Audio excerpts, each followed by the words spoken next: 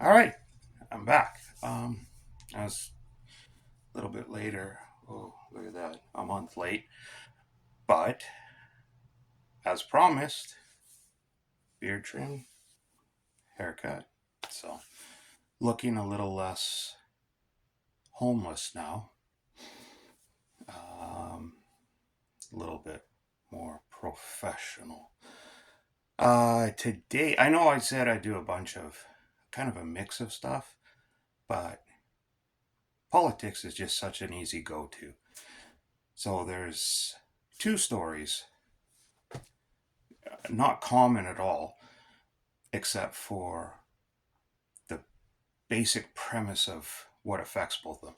So it's kind of um, like Alberta is slowly returning back to logic and normalcy, while BC sinks further and further into the DEI abyss for some reason. Our judges here, especially the higher up judges and like the Supreme Court level, are absolute bleeding hearts. It's embarrassing. So starting with the Alberta side, back in November, the Alberta government, so they have this organization called the Alberta Investment Management Corporation, so AIMCO, and it's got about $160 billion in assets in total. 110 billion of that is a pension fund for like police, teachers, municipal workers, and the like. With the DEI siege over the last few years, management there decided it would be a good idea to start 19 positions led by, I want to get this one right because it's a ridiculous title. And they made this person an executive manager. Imagine this. So the title is Chief People, Cultural, and Engagement Officer. Let's say that again. The Chief People, Culture, and Engagement Officer. Chief, executive.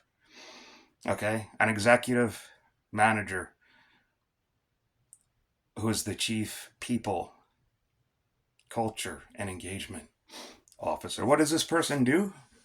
Collect a paycheck and tell basically every white person, or every person of color who's not on board with the DEI agenda that they're bad people, they're racist, they're misogynist, they're for the patriarchy, they're colonialists, they're settlers, they're whatever, you name it, istphobe, blah, blah, blah, blah. It's disgusting. So about 2.75 to $3 million a year of this pension fund. Remember, this is a pension fund for police, teachers, um, you know, municipal workers, whatever, but police and teachers, these are very important people. They should be taken care of. $3 million a year of their pension fund should not be going to pay someone to tell everyone else how terrible they are, especially the police. Think about that. You're spending $3 million to a group within this organization that's managing our pension fund, whose goal in life is to defund you, demonize you, and make you out to be the bad guy when we have a plethora of bad guys running our streets right now. So, back in November, the Alberta government finally said enough's enough, and they cleaned house. So they fired the entire executive board, everybody, the whole board of directors, the CEO, everybody gone, including that chief people officer, gone, all of them out the door. Perfect first move. What made it even sweeter is they appointed Stephen Harper, the Right Honorable Stephen Harper, former Prime Minister of Canada, one of the best prime ministers we've had. Probably, I would say, in modern times, the best prime minister we've probably had. He basically, I know Mark Carney likes to take a lot of the credit for the 2008 steering Canada cleanly through the 2008 economic crisis, but Harper didn't appoint him until we were already basically balls deep into that goat. So a Carney running around going, "Oh yeah, it's me. I should be prime minister because I'm so good. I come in during crises and I make everything great." Yeah, okay, buddy. Same with Brexit. Like he came in there, he says, "Oh, I'm such a perfect guy because I came in at the height of, crises and I steered England through it without a problem." No, you didn't.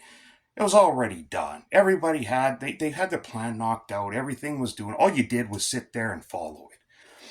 Same with 2008. Stephen Harper and his team were already steering Canada cleanly through that economic crisis. And it was years. You ask people, depending on what line of work you're in, how they were affected by 2008, and people would look at you and go, "What? Why? What happened in 2008?" In Canada, largely people were unaffected negatively, and that's thanks to Stephen Harper and his economic foresight. So enough blowing smoke up his ass. Point is, they hired somebody that's got a good head and can think and does things reasonably and rationally. So it's very good. He's in now. All these crazy DEI people are out. Management at AIMCO, the investment firm, just announced the other day that they have now officially disbanded the entire DEI program. It's gone. It's gutted. It's removed. It's finished. It's getting out. It's just gone. Best news. Anybody that needed a little bit of pick me up, needed a little bit of reassurance that maybe we're back on the correct track, here you go. 19 people gone, fired, and more with their job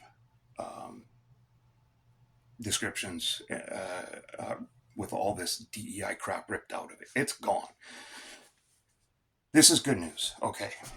Now, what does this have to do with British Columbia? Well, here's the contrast. So you got one province that's getting their heads out their arses and realizing how destructive these racially motivated, biased, prejudicial programs can be, and getting rid of them, how divisive they are among people, and scrapping them. And then you have British Columbia, who goes, "Hey, you know what?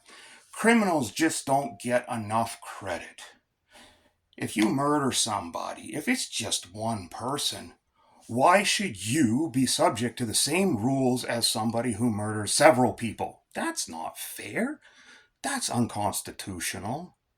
That's just not right. It's unfair, unusual punishment," or however that goes.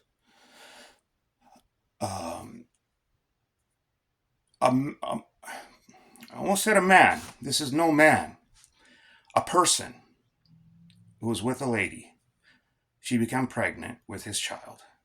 She already had a child. She decided she wasn't ready. The time wasn't right for her to have another child. I don't know what the reason is. They didn't say. She just decided she didn't want to. And she made the choice to have the child aborted, despite the biological father's wishes. Now, this isn't a discussion about who's right and who's wrong when it comes to abortion or anything like that. Have your opinion. That's fine. I have mine. Everyone has opinion when it comes to it, and they have very strong opinions. But that's not what this is about. This guy stewed and brewed for months. He planned a murder. This part. If you're not familiar with the story, it's very graphic. It's very disturbing. It's very upsetting. So be prepared for that. If normally I wouldn't do this, like these public announcements and these warnings and all that, but this one, it kind of hits a little different because we're talking a mother and her young daughter. So when you have a parent, brutal, grisly murder and a young child involved, that's a little different to warn people than, oh, you know what? You can't watch this Disney cartoon that's beloved for almost a century because it has some black crows in it that are supposed to mimic black people. This is not that. So this guy, he's got tons of Google searches he did over the year or over the months preparing to murder this woman. They broke up because he became, I guess, just untenable to be around. And so months goes by. He's googling things like, how to murder a spouse and how long does it take to murder somebody with a baseball bat, and what is the correct punishment if someone aborts your child against your wishes, and all this just brutal stuff. And everybody's always whining and complaining about what should be allowed and not allowed on the internet. I don't think you should really be able to search how to kill your spouse with a baseball bat. Okay, maybe it's just me, free speech, all that. That's fine, but maybe not on the internet. At least make them go to a library. Maybe that trip is what it takes to clear their head and go, Jesus, what am I doing here? Okay, I haven't been to a library in 20 years, but I'm going there to research how to murder somebody. Maybe there's something not right up here. I should go get help. This guy had months to change his mind, to talk to family, to talk to a religious leader, to talk to a doctor, psychiatrist, psychologist, a nurse, psychologist, whatever. And he didn't. He had it in his mind he's going to kill this woman. He could have easily gone out, found himself a nice lady, another nice lady, and made his intentions well known that he was really interested in becoming a father and had a child with her. But no, he wanted this and that, only this. So he makes a trek from Alberta to BC, where his ex lived. He stops at a hardware store, buys a baseball bat, buys some duct tape, wraps it up so he could get a real, because this is what the article told him, make sure you get a good grip on that bat, because there's going to be blood splattering around. You want to make sure you got a good grip on it. Goes to her house, waits for her to go to sleep, watches, lights her out, gives it a little while, makes sure everybody's asleep in the house.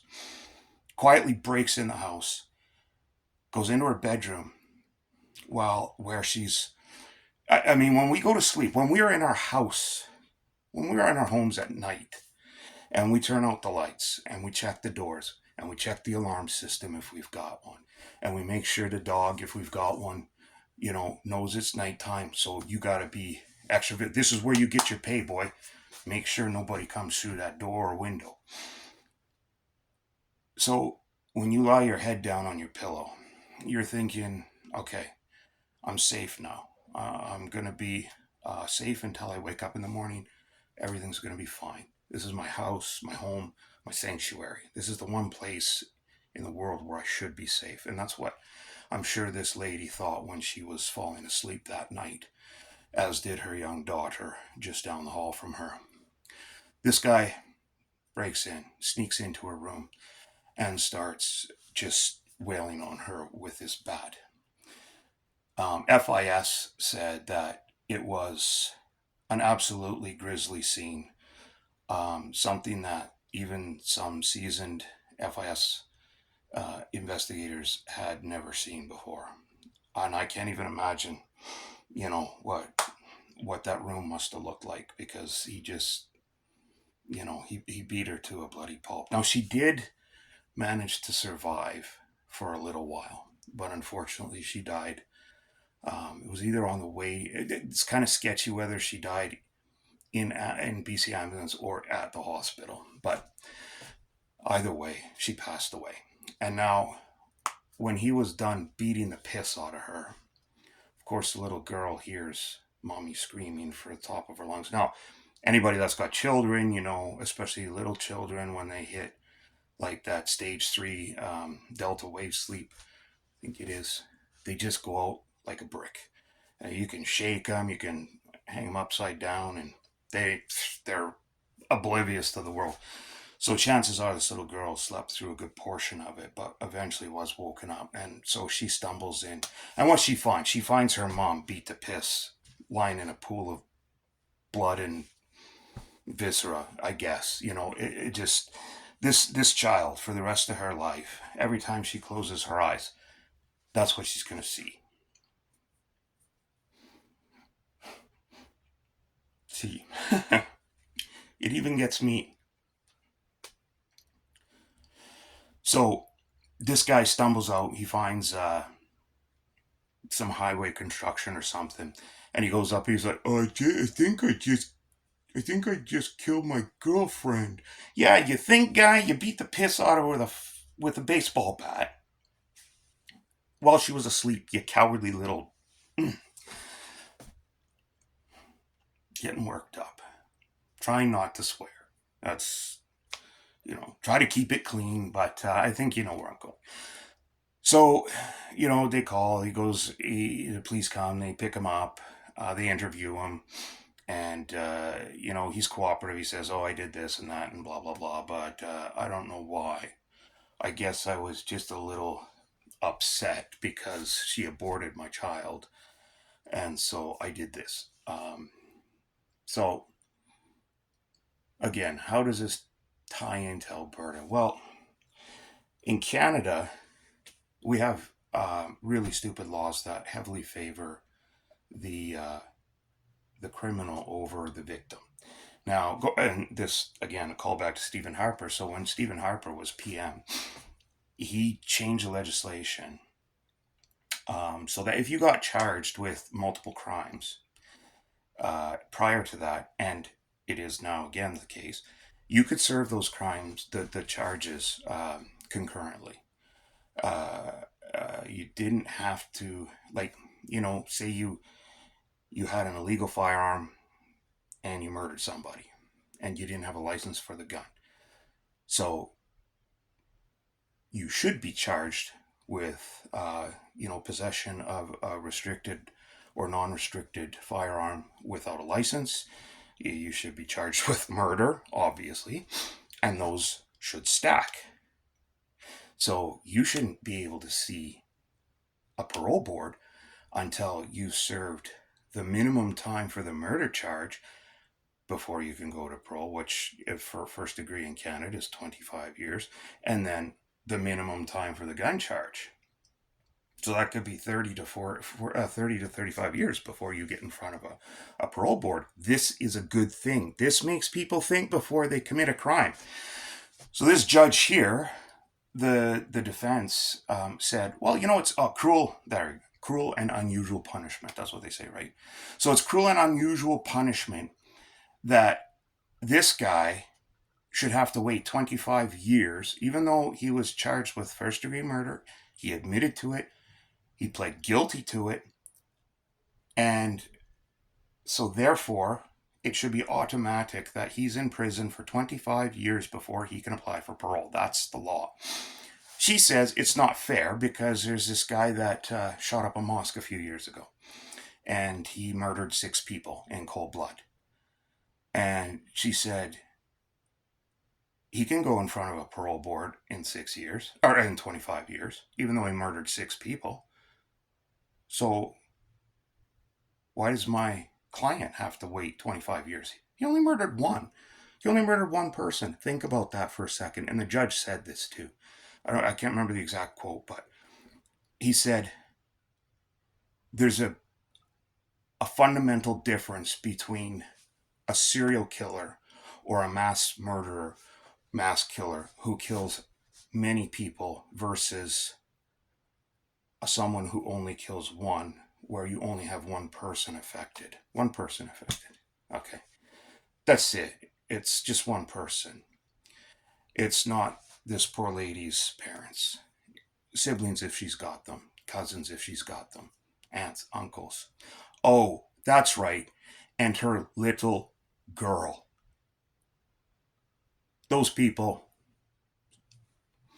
who cares? It only affects one person. Right. So the judge agreed. He said, yeah, absolutely. It's unconstitutional for this guy to have to wait 25 years to see a parole board. Now, somebody might look at this and go, okay, a logical, reasonable thinking person might look at this and say, okay, I agree. I agree with you 100% that if you murder one person, you should not receive the same treatment or same sentence or conditions as a person who murders multiple people, whether it's a spree kill, a serial kill, whatever. If you willingly and knowingly plan out to murder people, multiple people, your punishments should not be the same. I agree with that. Hey, I'm on board. But that's where it stops, the agreement. Because when I look at it, I go, okay, well, we already have an established baseline. That's murder somebody, 25 years. Okay? They call that life sentence in Canada. And maybe it was 150 years ago when they thought it up and put it in the CCC, but it ain't anymore. You know, this was written in a time when average life expectancy was like 38 for men. So you commit a crime when you're, 18, 20 years old, you get 25 years. That's life sentence. You're going to die in prison. Nowadays, you commit a crime when you're 20, you're possibly back out in the street in your mid 40s. You still got your whole life ahead of you. Person that you murdered, their family's never going to be the same. Person you murdered's dead. They're never coming back. They don't get parole. But you can start a new life at 40, 45 easily. Lots of people do. They start over. Some people are starting over for the third time, fourth time when they're that age. So it's not a big deal. It's not unprecedented. So I think, okay, if you murder one person, the base stays 25 years. You murder a second person, now it goes up, let's say 5 years. So you can't see parole officers until 30 years. Murder another one, goes up to 35. Another up to 40. And we keep going until you basically ain't getting out of prison ever. You're never going to see a parole board. You're going to sit in prison for the rest of your life. That's, I think, how a logical person would view this. They would say, yes, I agree, it's unfair. However, let's start with what we got. And we'll say the baseline is what we have, what we're used to. It's 25 years. Murder one person, 25 years before parole.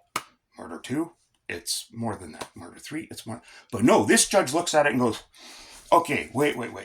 Let's say you murder 1,000 people. Let's make the baseline 25 years and work down from that. So if you murder like 999, we'll take this much off, blah, blah, blah, blah, blah, blah. And before you know it, you go, and when we get to one person, well, geez, there's no time left. I guess we'll just have to say, don't do it again, please. And we're sorry for inconveniencing you. Have a nice day. I mean, that's where we're headed. Every half generation of bleeding heart liberal appointed judges that come through here in this province reduce the punishment that criminals should be receiving. These are criminals, okay? There should be no chance of rehabilitation. They didn't give the people they hurt a chance for rehabilitation. This guy, for months, planned this murder at any time, like I said. He could have talked to somebody and changed his mind, but he didn't. And so that's the difference between a province with their head on straight in Alberta trying to pull themselves out of this crap heap that is DEI and all this political correct garbage, and a province like BC, which is just hell-bent and determined to go down. I don't know. I just don't get it. So, all right. Again, there'll be more. The one about me, who I am, why I'm doing this is coming soon. All right.